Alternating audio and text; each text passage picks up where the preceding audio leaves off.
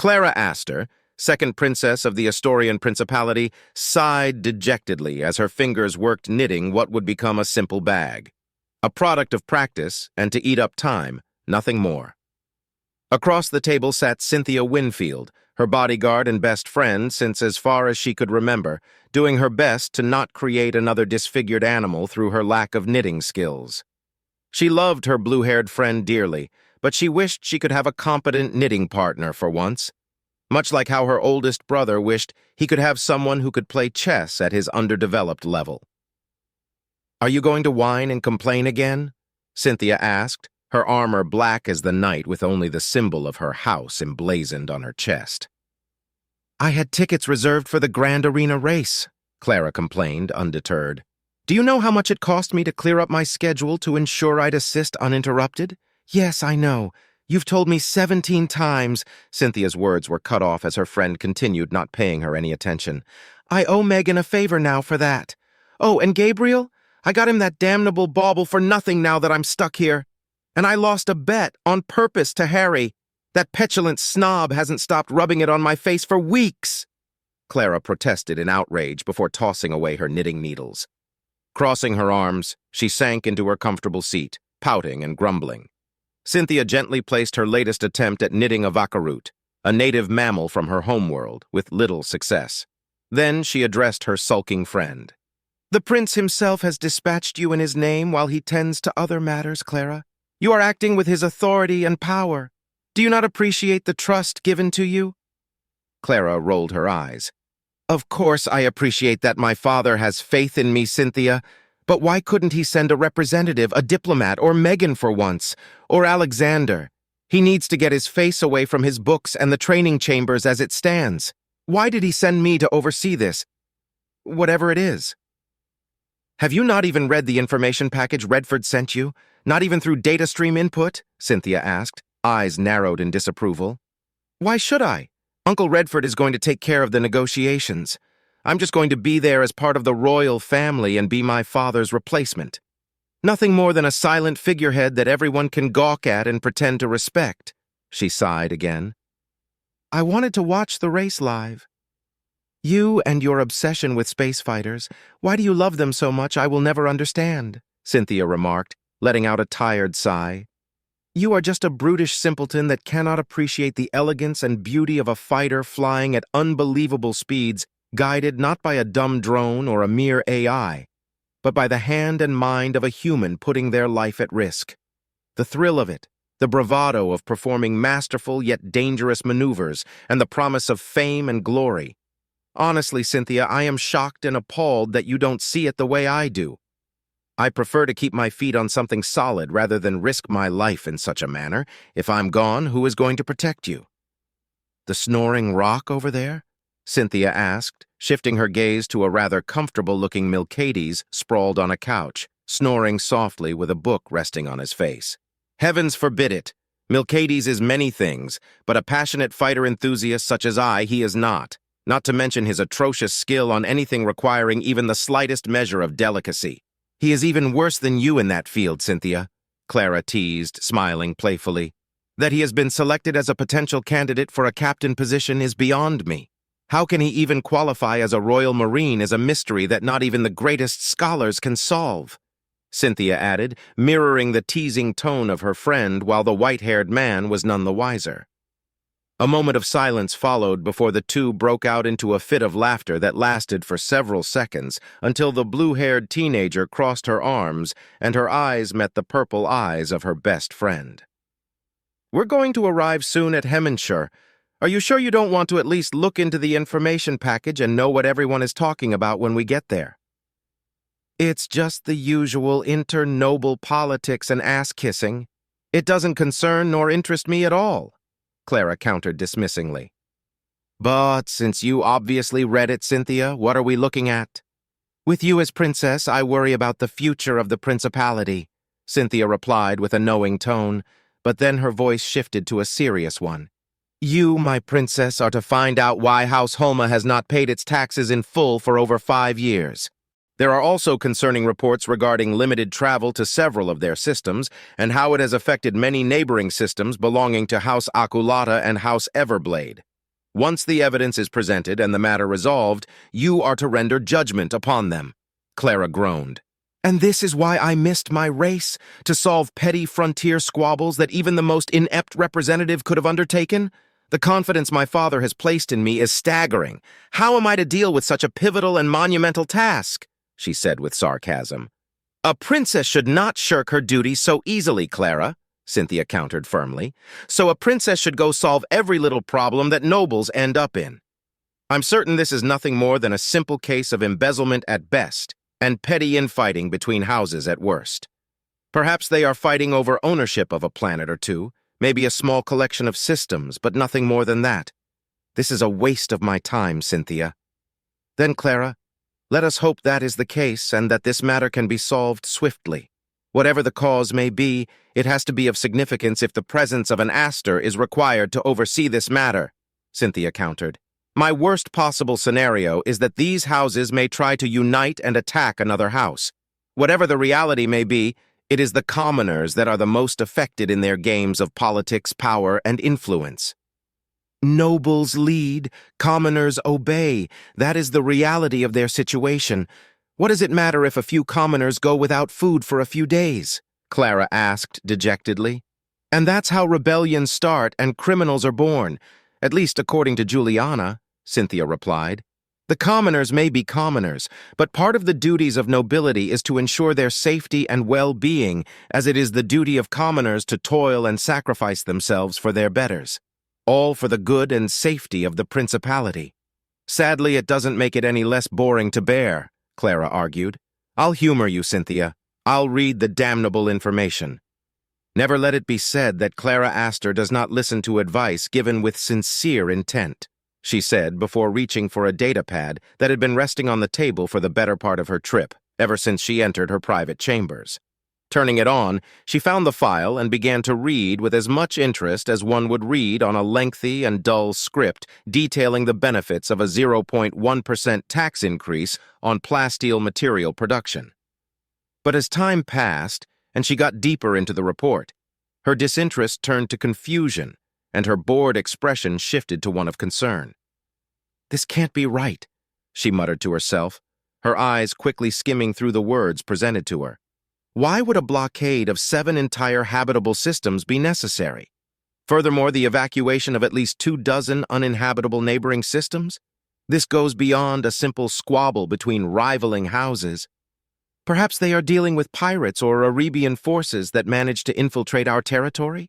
Cynthia proposed. Clara shook her head. These anomalies have only been detected recently, but this conflict has had 5 years to grow to such a point. The Arabians don't have the patience for this, and the pirates are too weak and scattered to pose any real threat. More so in these territories. Who is responsible for gathering this information? According to Redford, Lukacs Ishtal pieced together the details and noticed the oddities.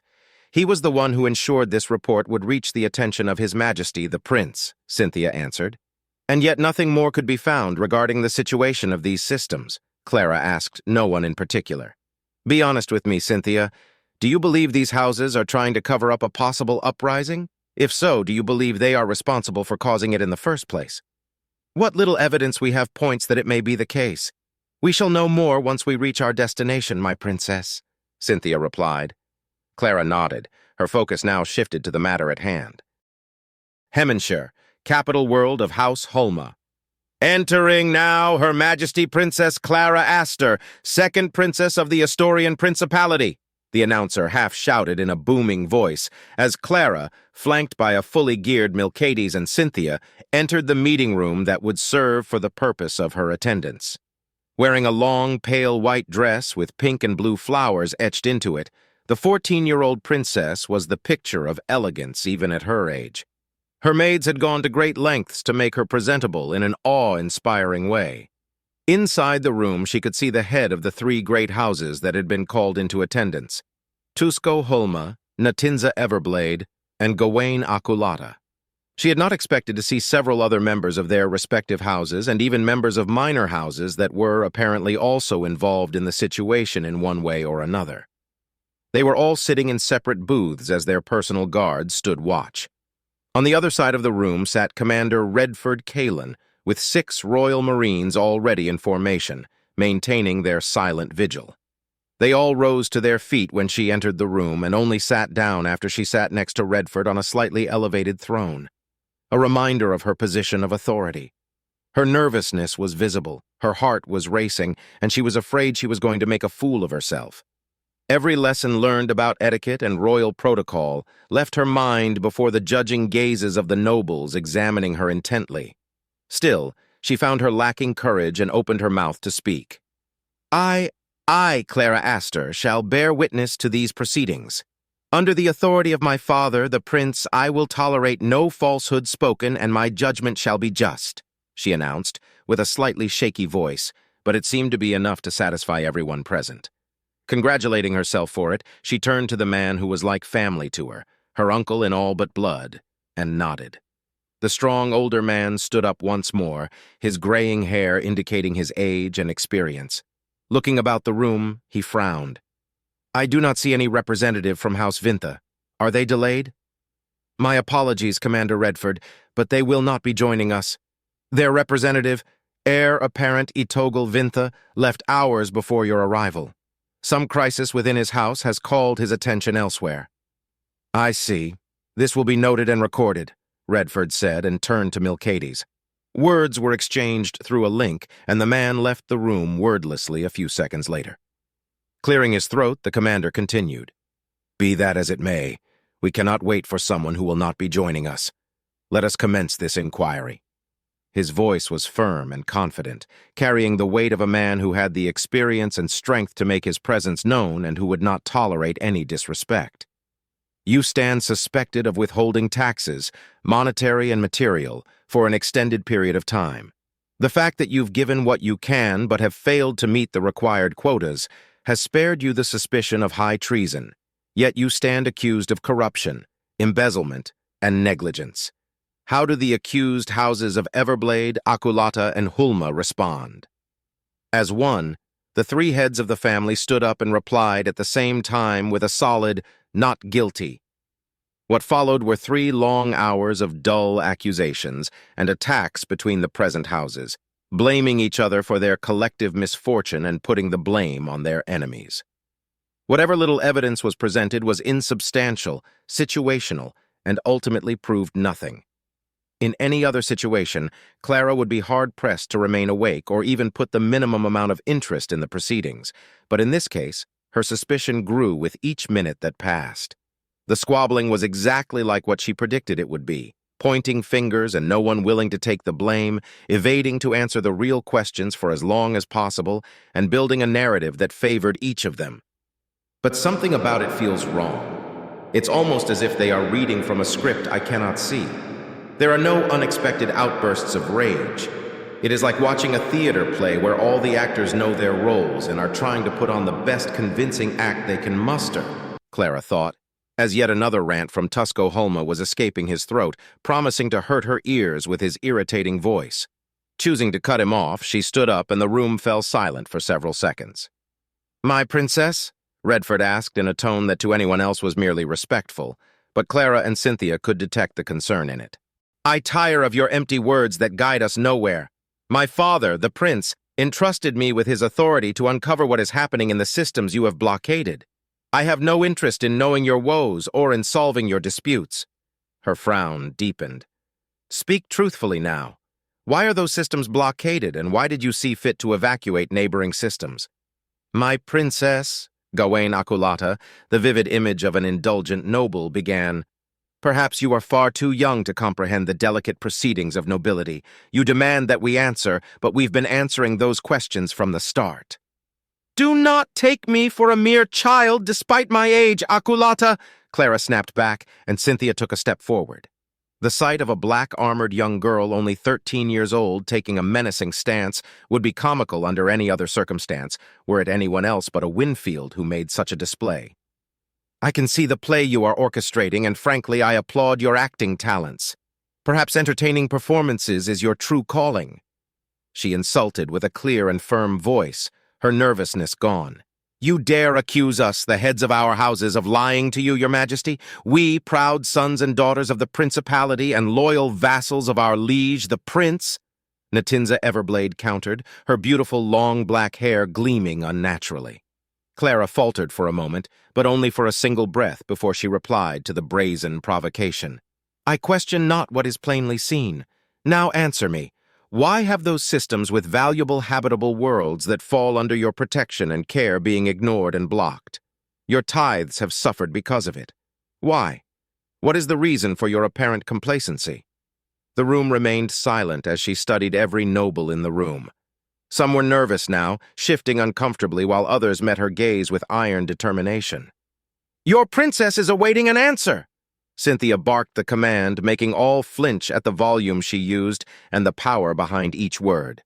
My princess, I assure you, you have nothing to worry about. The unjust blockade set by House Everblade was set in motion after House Akulata failed to deliver on its promises. My house has been striving to end this conflict, even if we have involved ourselves too deeply in what was a conflict of no importance. It is as you say, Your Majesty. These matters fall upon our houses and that of our vassals and banner houses to solve.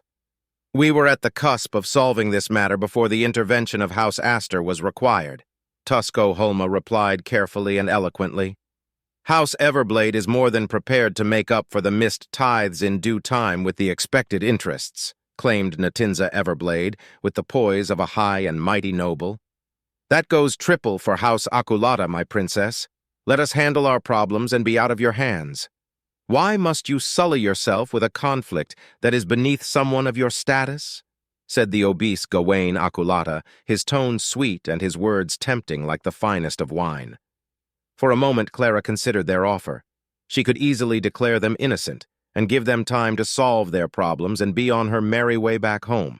With any luck, she may be able to clear her schedule in time before the Grand Squadron tournament takes place. Gawain spoke truthfully. Their petty squabbles were beneath her, and she cared not for their struggles. But again, something felt wrong. They had sided with her without reproach. They had groveled in all but actions to adulate her, tempting her to end the already lengthy and boring trial. Then why was she unsure to end it and let them handle the problem? They claimed they were close to solving it as it was. No! The word came out of her lips on its own, and her posture became like the unflinching hull of a starship. You will not have your way.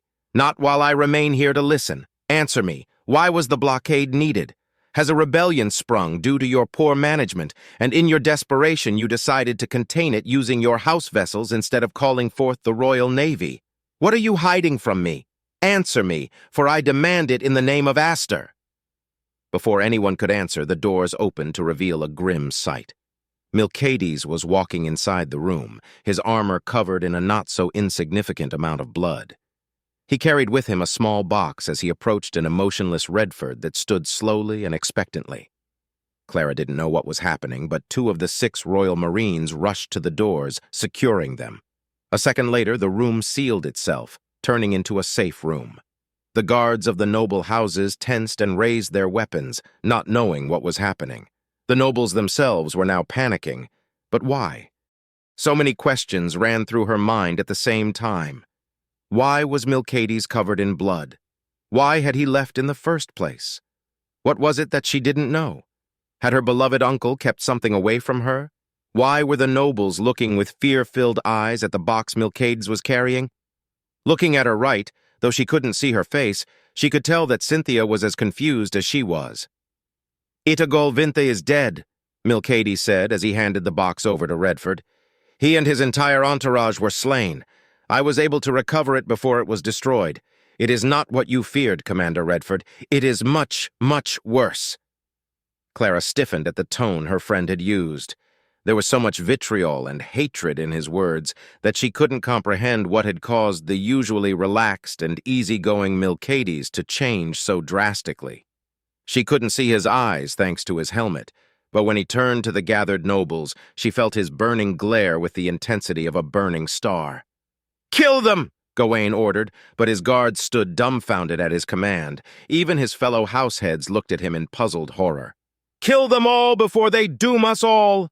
Do you expect to win against 7 Royal Marines, a veteran commander, and the greatest Winfield bodyguard? Redford asked, his face devoid of emotion. To those that stand down, you shall be pardoned. as long as the evidence does not incriminate you. Die or surrender. What is your choice?"